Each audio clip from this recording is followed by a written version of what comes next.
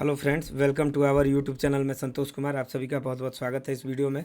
इस वीडियो में हम बात करेंगे एडीएसएल के बारे में, एलाइट डिजिटल सर्विस लिमिटेड के बारे में। तो ये इसका मंथली चार्ट है और डेली टाइम फ्रेम पे भी चल के हम एनालाइज करेंगे, उसमें कुछ पैटर्न क्रिएट हुआ है। तो यहाँ देख सकते हैं आप, इसने अपने बेस का ब्रेकआउट किया था। ब्रेकआउट करने के बाद रीटेस्ट किया, ऊपर गया, फिर दोबारा रीटेस्ट करने आया। और अगर ध्यान से देखें तो यहाँ पे फिर इसने अपने एक बेस का ब्रेकआउट किया था इस जोन पे।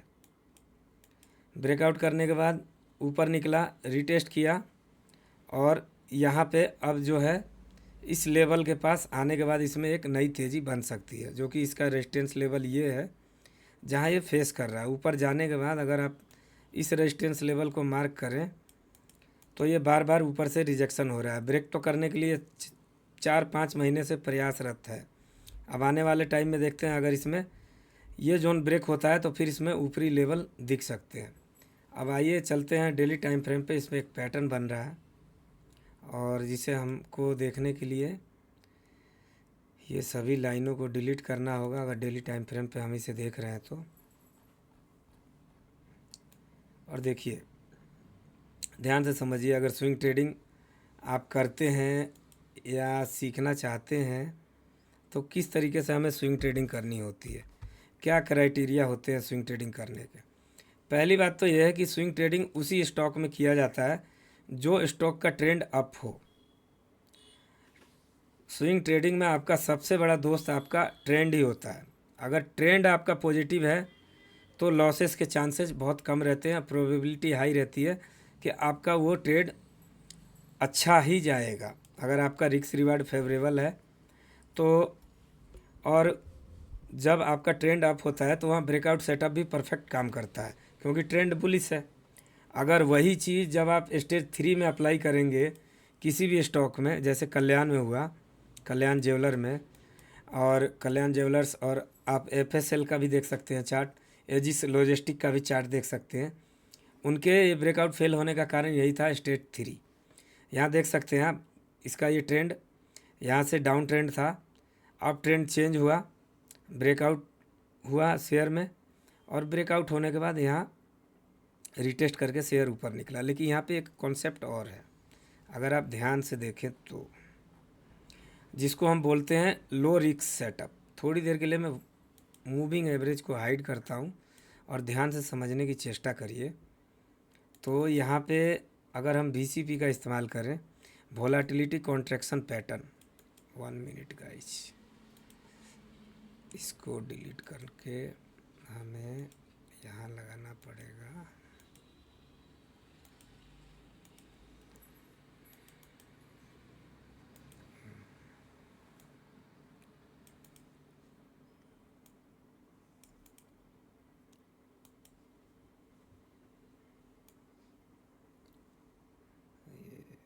पहला कॉन्ट्रैक्शन, यहाँ हमारा होगा दूसरा कॉन्ट्रैक्शन, 1 मिनट, ये होगा हमारा दूसरा कॉन्ट्रैक्शन, ठीक है। और उसके बाद देखिए यहाँ टाइट रेंज, ये लो रिस्क सेटअप है। ये अभी के जो प्रोफेशनल ट्रेडर हैं वो इसी तरीके से ट्रेड कर रहे हैं। क्यों?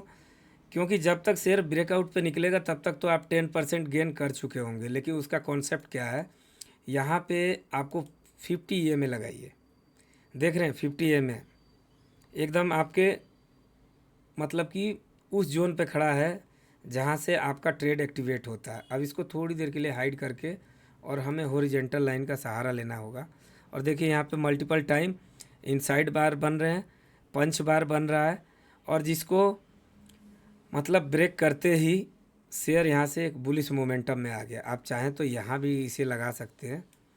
ये ट्रेड फेल होने के चांसेस बहुत कम रहते हैं और यहाँ पे लो रिस्क सेटअप रहता है। और देखिए आप कितना बड़ा गेन यहाँ कर सकते थे, आप देख रहे हैं 44 डेज और 41% का रिटर्न। अब देखिए वही सेटअप यहाँ पे भी फिर बनेगा, ध्यान से देखिए तो यहाँ एक रेंज एक्सपेंस हुआ, पहला कॉन्ट्रैक्शन, दूसरा कॉन्ट्रैक्शन, और मान के चलें तो यहाँ पे तीसरा कॉन्ट्रैक्शन भी हो जाएगा अगर हम ड्रॉ करना चाहें तो। यहाँ हमारा पहला कॉन्ट्रैक्शन,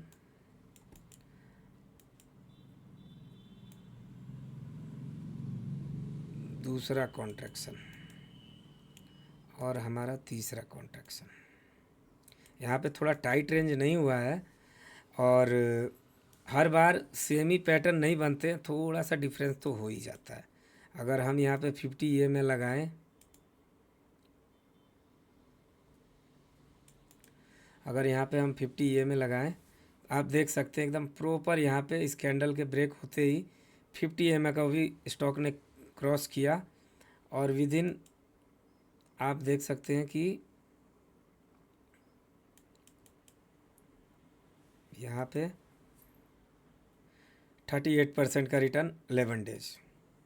ठीक है दोस्तों, अब आते हैं, यहाँ भी देख सकते हैं रेंज एक्सपेंस हुआ, कुछ नहीं करना है। जब रेंज एक्सपेंस हो जाएगा तो फिर आपको उस शेयर को तकरीबन 1-1.5 महीने तक वॉच करना होगा कि इसमें वॉलेटिलिटी कॉन्ट्रैक्शन होना चालू हो जाएगा। अभी इसमें पेशेंस का गेम है। अब जब तक आप किसी फल को पकने नहीं देंगे उसमें स्वाद नहीं आएगा। और वो स्वाद कैसे आता है, मिनिमम कुछ ही हफ्तों में आपको एक अच्छा गेंद दे सकता है, लेकिन कब, जब वो पैटर्न रेडी होगा तब तो थोड़ा पेशेंस तो रखना पड़ेगा ना। अब विदाउट पैटर्न, विदाउट किसी सेटअप के अकॉर्डिंग अगर काम करेंगे स्विंग ट्रेडिंग में तो यहाँ प्रोबेबिलिटी का गेम है, सिर्फ और सिर्फ स्टॉप लॉस हिट होगा और कुछ नहीं होगा। यहाँ देख रहे हैं टाइट रेंज में गया और ये हमारा थर्ड वॉलेटिलिटी कॉन्ट्रैक्शन था, 50 EMA के ऊपर है और यहाँ शायद हमें 20 EMA भी लगाना पड़े। स्विंग ट्रेडिंग में 10, 20 और 50 ये तीनों काम करते हैं, लेकिन आपका सेटअप परफेक्ट होना चाहिए। और वॉलेटिलिटी कॉन्ट्रैक्शन में एक बात आपको ये ध्यान में रखनी होगी कि जब भी रेंज एक्सपेंस होगा, ठीक है, वहाँ आप देखिएगा वॉल्यूम आपको बढ़े हुए मिलेंगे और उसके बाद जब शेयर गिरने लगेगा तो वॉल्यूम एकदम ड्राई हो जाएंगे। अब इसका मतलब क्या है कि जब यहाँ से शेयर ऊपर गया और शेयर जब ऊपर जाने के बाद जब वो कॉन्ट्रैक्शन मोड में आया तो वहाँ पे जितने भी रिटेल ट्रेडर होंगे सारे बाहर आना चालू हो जाएंगे, यानी कि सप्लाई पूरी तरह से एब्जॉर्ब हो जाएगी, ख़त्म हो जाएगी, निष्क्रिय हो जाएगी। फिर यहाँ पे एक फ्रेश बाइंग आएगी और कुछ ही दिनों में, कुछ ही हफ्तों में, हो सकता है 1 वीक, 2 वीक या 4-5 दिन में ही आपको 30-40% का मूव मिल जाएगा। अब देखिए यहाँ पे भी एक कॉन्सेप्ट चल रहा है, रेंज एक्सपेंस हुआ। आप देखिए ध्यान से, जब भी रेंज एक्सपेंस होगा यहाँ पे आपको वॉल्यूम हाई मिलेंगे, मिला। अब यहाँ देखिए वॉल्यूम एकदम ड्राई हो गया। अब यहाँ समझते हैं हुआ क्या है। इस चार्ट को थोड़ा सा सिकोड़ना पड़ेगा और ये ट्रेंड इसका पॉजिटिव है, इसीलिए ये इस तरीके से भाग रहा है।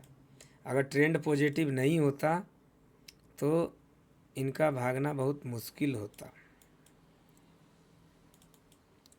और यहाँ देखिए दूसरा कॉन्ट्रैक्शन आप ले सकते हैं और इसको हमें थोड़ा इधर अगर बढ़ा के लगाएं तो भी कोई दिक्कत नहीं है।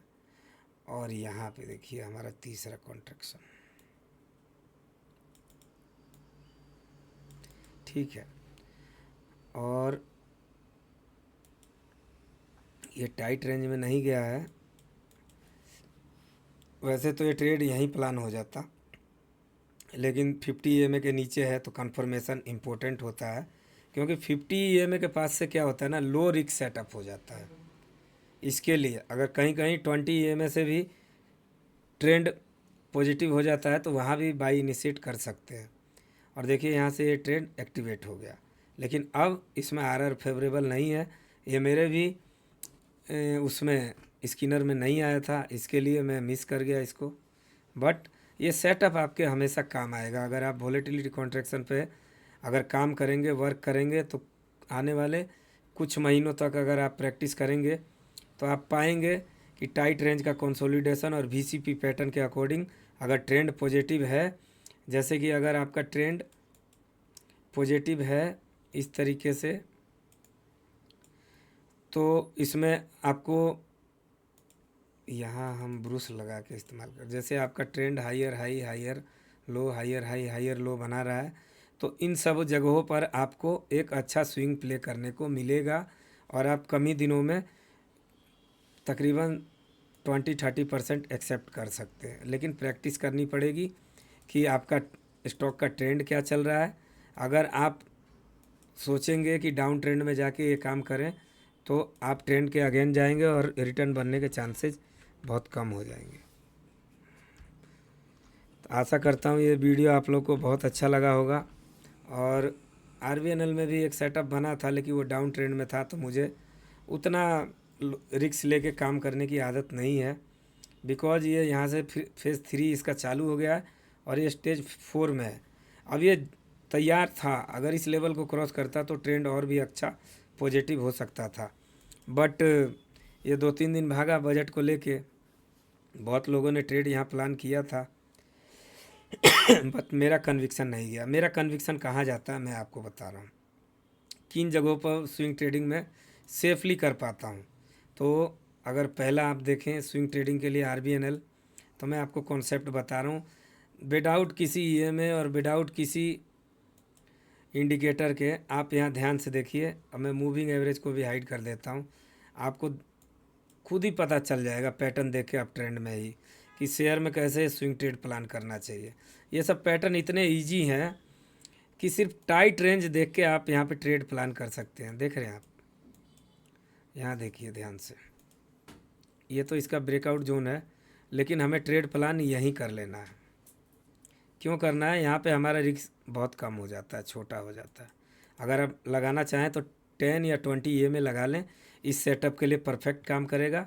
यहाँ भी वोलेटिलिटी कॉन्ट्रैक्शन का एक पैटर्न है, अगर आप चाहें तो ड्रॉ भी कर सकते हैं, क्योंकि जब भी रेंज एक्सपेंस होगा तो वहाँ कॉन्ट्रैक्शन पैटर्न ही बनता है, चाहे वो जिस तरह का बने।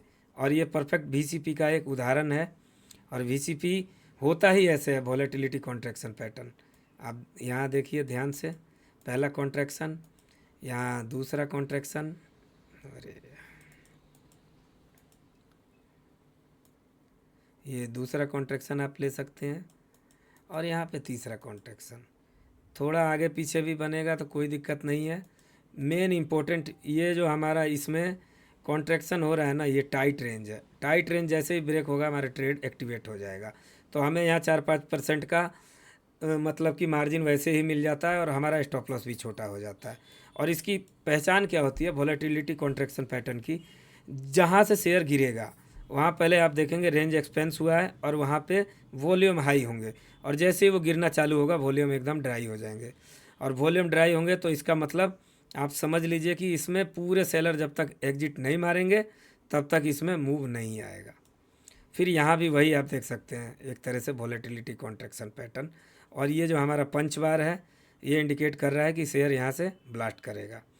तीसरा आप देख सकते हैं, यहाँ भी टाइट रेंज हुआ और ये हमारा पंच बार था, इसको पंच बार बोलता हूँ मैं। और यहाँ से हमारा ट्रेड एक्टिवेट आप देख सकते हैं कुछ ही दिन में। और उसके बाद देखिए यहाँ पे भी वोलेटिलिटी कॉन्ट्रैक्शन था, यहाँ पे कुछ नहीं करना था। अगर आप चाहते तो यहाँ पे अपना ट्रेड प्लान कर सकते थे अर्ली ब्रेकआउट से पहले ही। आपको यहाँ पे एक ऐसे भी आपको साइनिंग मिल रही है, जो आप ध्यान से देखें तो यहाँ का आप वो देखिए सपोर्ट, ठीक है। उसके बाद देखिए इसके सपोर्ट कैसे ऊपर की तरफ शिफ्ट होने चालू हो गए। कुछ नहीं करना, ट्रेंड का आइडेंटिफाई आपने कर लिया, और पैटर्न जब आपके दिमाग में फिट हो जाएंगे, आंखें ट्रेंड हो जाएंगी, तो बहुत इजी होता है ट्रेड करना। लेकिन प्रैक्टिस करनी पड़ेगी, विदाउट प्रैक्टिस कुछ नहीं होता। किसी भी काम के लिए आपको बहुत मेहनत के साथ उसमें ट्रेड प्लान करना पड़ेगा। और चाहे किसी भी क्षेत्र में हो, आसान नहीं होता है सफलता, लेकिन सफलता एक दिन ज़रूर मिलती है हार नहीं मानने वाले की। यहाँ देखिए टाइट रेंज में गया, एक बार ब्रेक करने की चेष्टा की, नहीं हुआ, यहाँ टाइट रेंज में गया 8-9 दिन और यहाँ से ब्लास्ट। अब आप ही बताइए, इस ट्रेंड में आपको कुछ फ़र्क लग रहा है और यहाँ पे कुछ फ़र्क लग रहा है? यहाँ पे इसके जो भी लो हैं वो नीचे की तरफ शिफ्ट हो रहे हैं, ध्यान से देखिए। और यहाँ पे इसका जो भी लो है वो ऊपर की तरफ शिफ्ट हो रहे हैं। तो यही होता है, स्टेज 2 में काम करेंगे स्विंग ट्रेडिंग काफ़ी इजी होगा। ये जो पैटर्न होते हैं ये एकदम प्रो ट्रेडर के लिए होते हैं, जो 10-20% का 1-2 दिन में मूव लेके और एग्जिट कर देते हैं। वो लोग का कॉन्सेप्ट, उन लोग के पास एक्सपीरियंस ज़्यादा है। तो जो भी बिगनर हैं उनको पहले वीकली टाइम फ्रेम पे एक बार चार्ट का एनालाइज करना चाहिए कि हमारा ट्रेंड जो है वो किस तरीके का है। ठीक है, ट्रेंड हमारा यहाँ से देखिए, हमारा वीकली टाइम फ्रेम पे जो है ट्रेंड यहाँ तक का हमारा पॉजिटिव है। तो इसमें हमारे को स्विंग ट्रेडिंग के लिए, और ध्यान रखिए जब भी वीकली टाइम फ्रेम पे कोई शेयर ब्रेकआउट करता है तो मैक्सिमम उसमें 4 से 5 बेस बनते हैं, उसके बाद वो स्टेज 3 में चला जाएगा। पहला बेस देखे तो यहाँ पहला बेस, दूसरा बेस, तीसरा, चौथा, 5, 6। अब इन 6 के बाद ये स्टेज 3 में आ गया। मैक्सिमम बहुत से में 3 ही 4 बनते हैं। ठीक है, लेकिन ये काफ़ी लंबा कंसोलिडेशन था और पीएसयू में रैली आई थी। तो स्टॉक मार्केट में हर चीज़ हमेशा काम नहीं करती है, हर स्टॉक में कुछ अलग पैटर्न बनते हैं, लेकिन अनुभव होने से आप उसको पकड़ पाएंगे, इनिशिएट कर पाएंगे अपने ट्रेड में और अप्लाई कर पाएंगे। आशा करता हूँ ये वीडियो आप लोग को अच्छा होगा। और जब भी यहाँ पे अगर आप देखें किसी ट्रेड को, किसी भी स्टॉक को देखें कि जब वो नीचे से तकरीबन बहुत चल चुका है, तो इन जगहों पे बचने की चेष्टा करें।